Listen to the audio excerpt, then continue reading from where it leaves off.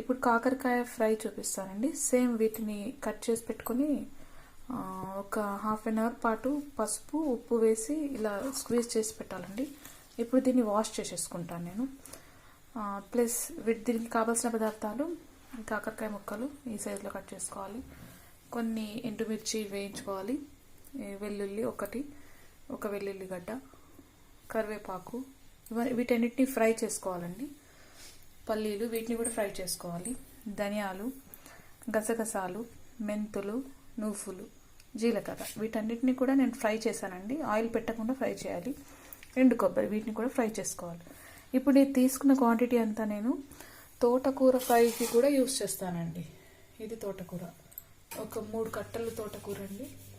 తోటకూర ఫ్రైకి ప్లస్ కాకరకాయ ఫ్రైకి రెండింటికి యూజ్ అవుతుందండి ఈ మెటీరియల్ అంతా. చూడండి, ఇప్పుడు దీన్ని నేను కాకరకాయని వాష్ చేసుకుంటాను. ఇప్పుడు కాకరకాయని ఫ్రై చేసుకుందామండి.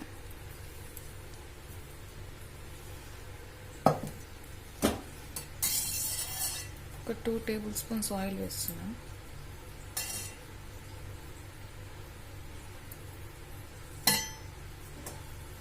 ఆయిల్ హీట్ ఎక్కాలి. హీట్ ఎక్కినప్పుడు ఆయిల్ దీంట్లోకి ముందుగా కాకరకాయ ముక్కల్ని మనం బాగా వాష్ చేసుకోవాలని చెప్పా కదండి. పసుపు సాల్ట్ వేసాం కదా, మంచి వాటర్తో వాష్ చేసేసి వాటిని గట్టిగా ఇలా పిండితే వాటర్ రాకూడదండి, అలా పిండేసేయాలి. మొత్తం వాటర్ అంతా పిండేసేయాలి, డ్రైగా చేసేయాలి. తర్వాత ఇప్పుడు ఇది ఒక 2 టేబుల్ స్పూన్స్ ఆయిల్ వేసాం కదండి, దాంట్లో ఇవి వేసుకొని ఫ్రై చేసుకోవాలి. మొక్కలు చేదు అస్సలు ఉండదండి ఇంకా అప్పుడు.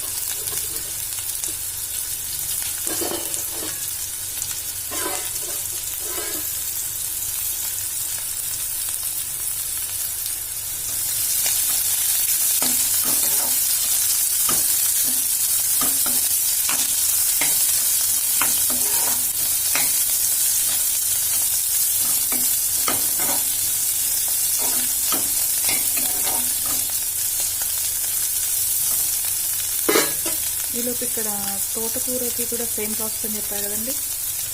తోటకూరని ఫస్ట్ తాలింపు పెట్టుకున్నాను. ఒక 3 టేబుల్ స్పూన్స్ ఆయిల్ వేస్తున్నాను అండి.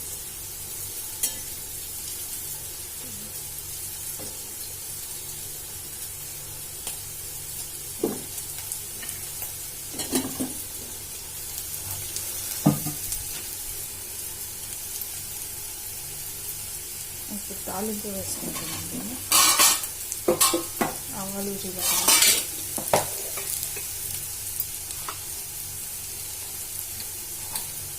ఆయిల్ హీట్ ఎక్కిన తర్వాత ఆవాలు, జీలకర్ర,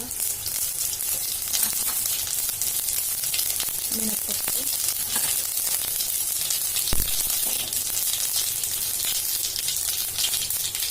వేసుకోవాలండి. దీంట్లోకి ఇప్పుడు నేను పచ్చిమిర్చిని ఇలా పొడవుగా కట్ చేసుకొని వేస్తానండి. దీంట్లోకి ఆనియన్స్ని కూడా ఇలా పొడవుగా కట్ చేసుకొని వేసుకోవాలండి.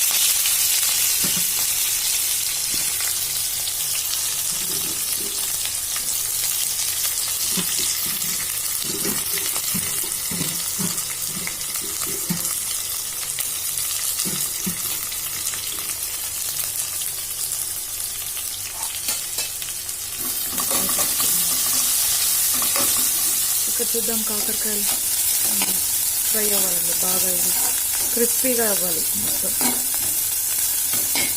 మీడియం ఫ్లేమ్లో పెట్టి ఫ్రై చేస్తూ ఉండాలి. మీన్వైల్ ఇక్కడ నేను కర్రీ తాలింపు పెడుతున్నాను.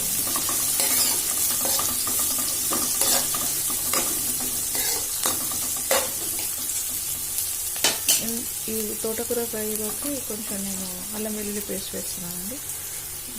చూడండి, ఇప్పుడు ఇంత అల్లం వెల్లుల్లి పేస్ట్ వేస్తున్నాను.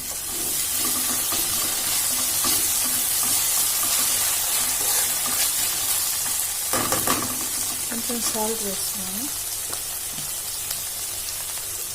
ఎప్పుడైనా ఆనియన్స్, అల్లం వెల్లుల్లి పేస్ట్ బాగా మగ్గాలంటే సాల్ట్ తక్కువ వేయాలండి. కొద్దిగా సాల్ట్ తక్కువ వేస్తే అవి త్వరగా ఫ్రై అవుతాయి. కొంచెం ఇక్కడ ఈ కాకరకాయ ముక్కలు చూడండి ఫ్రై అవుతుంది. చూసారా కొన్ని అయిపోయినాయి ఫ్రై అయినాయి, అలా మిగతావన్నీ ఫ్రై అవ్వాలి. సో ఇలా మీడియం ఫ్లేమ్లో పెట్టి కలుపుతుంది.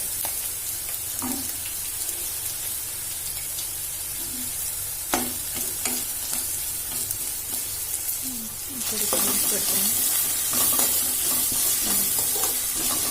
ఇందులో నేను పసుపు వేయలేదండి, ఇంకా వేస్తాను. కొంచెం పసుపు వేస్తాను. ఇప్పుడు దీన్ని ఫ్రై చేస్తున్నాను చూడండి. పసుపు సాల్ట్ వేసాను కదా. ఇది ఫ్రై అయ్యేలోపు మనం ఇంతకుముందు వేయించి పెట్టుకున్న ఇవన్నీ ఉన్నాయి కదండి, వీటిని మిక్సీ పడదాం. 1 by 1 మిక్సీలో వేస్తున్నా చూడండి. ఇప్పుడు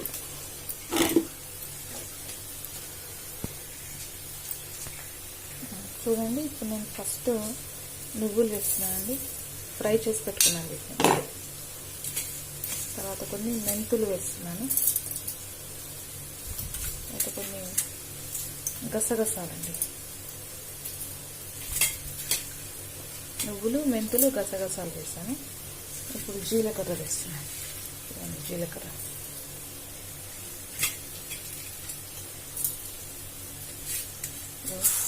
ధనియా వేస్తున్నాను చూడండి.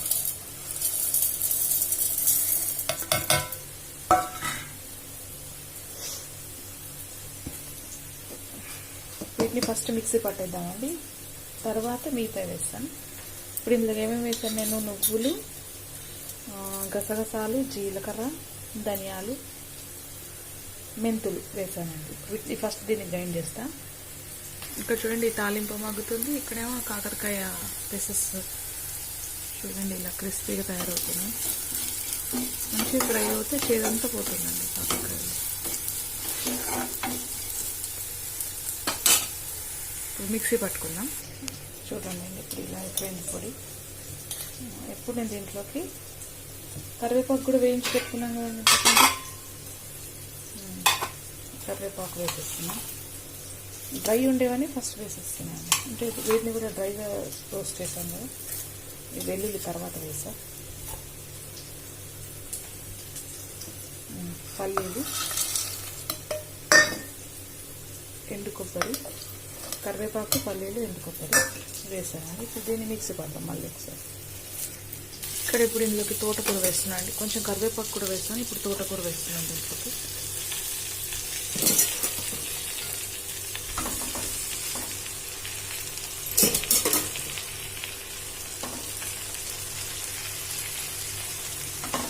వేసి ఇట్లా దీన్ని బాగా నొక్కాలండి, కింద మాడకుండా ఉంటుంది. దీంట్లో ఉన్న వాటర్ అంతా కింద. ఇప్పుడు ఇక్కడ చూడండి మొత్తం ఫ్రై అయిపోయినాయండి బాగా. ఇప్పుడు నేను సిమ్ పెట్టి ఇలానే ఉంచుతున్నాను. ఇప్పుడు ఇవి పొడిలో వచ్చింది కానీ దీంట్లోకి ఇప్పుడు నేను వెల్లుల్లి వేసేస్తాను.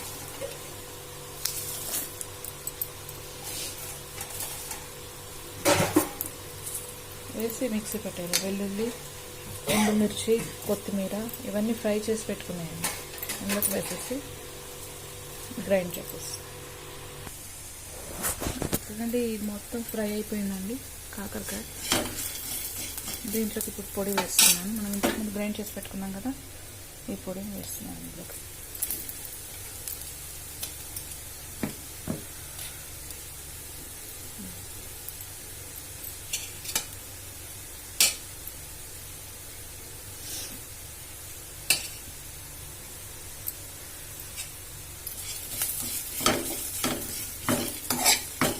ఇందులో నేను సాల్ట్ వేయలేదండి. కారం అంటే ఎండుమిర్చి ఉంటుంది కానీ సాల్ట్ వేయలేదు.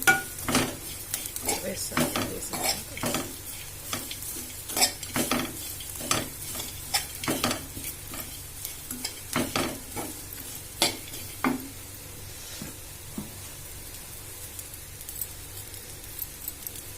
కలుపుకుంటూ వేసుకోవాలండి, ఒకటేసారి వేయద్దు.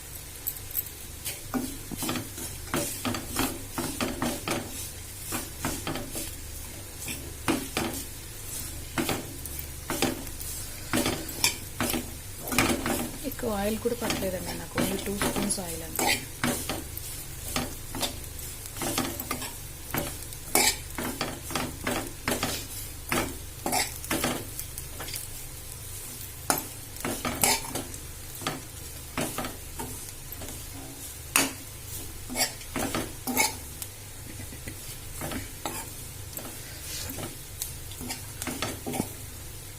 5 minutes ఇలా ఫ్రై చేసుకుంటే మొత్తం అది పొడి పొడిగా అవుతుందండి.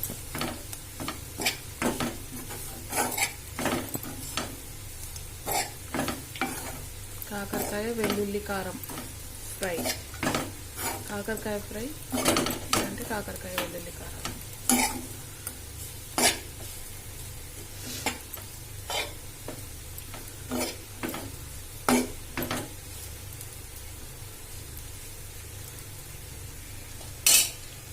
ఇప్పుడు ఇక్కడ తోటకూర చూద్దామండి. మొత్తం వాటర్ అంతా పోతుంది కదండి, ఇలా దగ్గరకు వచ్చేసాయి, వాటర్ అంతా పోవాలి. ఇంట్లో మూత పెట్టొద్దండి.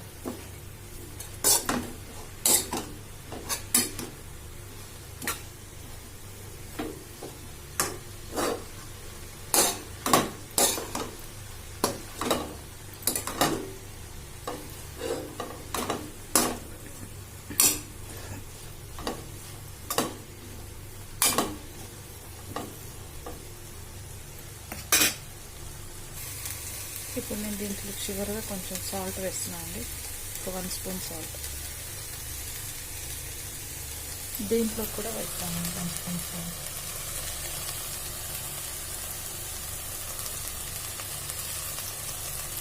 అలాంటి మనం టేస్ట్ చూసుకొని వేసుకోవాలండి. సరిపోకపోతే మళ్ళీ కలుపుకోండి. నేనైతే 1 స్పూన్ సాల్ట్ వేస్తాను. 1 స్పూన్స్ పైన కొంచెం.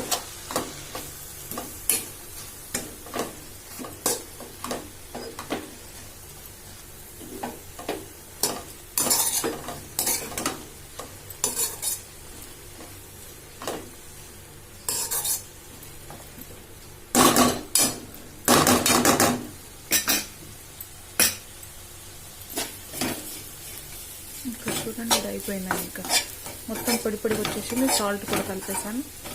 అంతే, రెడీ అయింది కాకరకాయ ఫ్రై. దీన్ని కాకరకాయ వెల్లుల్లి కారం అని కూడా అంటారు. చూడండి ఇలా వచ్చింది కాకరకాయ పీసెస్ మొత్తం ఇలా మొత్తం ఫ్రై అయిపోయినాయి. చూడండి ఇలా అసలు చేదనేది ఉండదండి. ఇప్పుడు at a time same grind చేసుకున్న పేస్ట్ రెండింటికి వాడుకున్నాం అండి మనం. ఒకటి లీఫీ వెజిటబుల్, ఇంకోటి కాకరకాయ.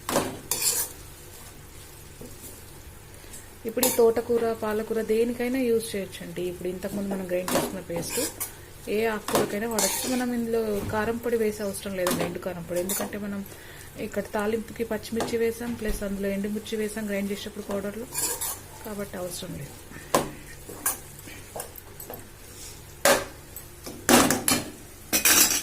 ఇప్పుడు దీంట్లో చూడండి, ఇది దగ్గరకు వచ్చేసింది. ఇప్పుడు దీంట్లో నేను పొడి కొంచెం కొంచెం వేస్తూ కలుపుకుంటానండి.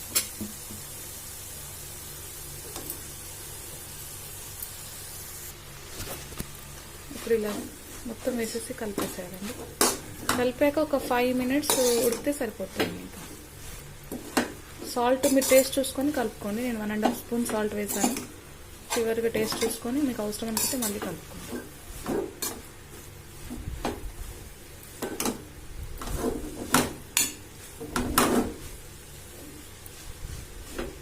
మూత అస్సలు పెట్టండి దీనికి.